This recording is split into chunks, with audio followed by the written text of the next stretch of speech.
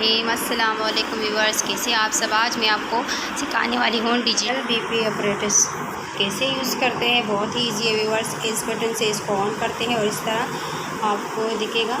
तो चलिए viewers start करते हैं। इस तरह इसको हाथ में लगा कर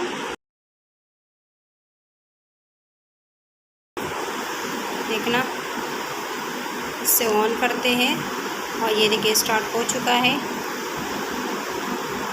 जो ऊपर की साइड है ये सिस्टोलिक है और दूसरे नंबर पे डायस्टोलिक है और ये पल्स है। पल्स के जो फिंगर पे लगाते वो मैंने नहीं लगाया, इसलिए पल्स शो नहीं हो रहा। और सिस्टोलिक और डायस्टोलिक से ज़्यादातर लोग ऊपर वाला ब्लड प्रेशर कहते हैं और नीचे वाले यानी चर्बी का ब्लड प्रेशर, ऊपर टेंशन का ब्लड प्रेशर भी कहा जाता है इन्हें, तो वो शो होता है। बहुत ईजी है, आप घर पे यूज़ कर सकते हो इसे। व्यूअर्स उम्मीद करती हूँ अगर आप हमारे चैनल में न्यू है तो प्लीज़ चैनल को सब्सक्राइब कीजिए। अगर वीडियो अच्छी लगी तो लाइक कीजिएगा।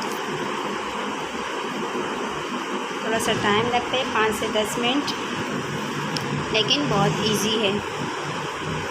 घर पे कोई भी इसे यूज़ कर सकता है।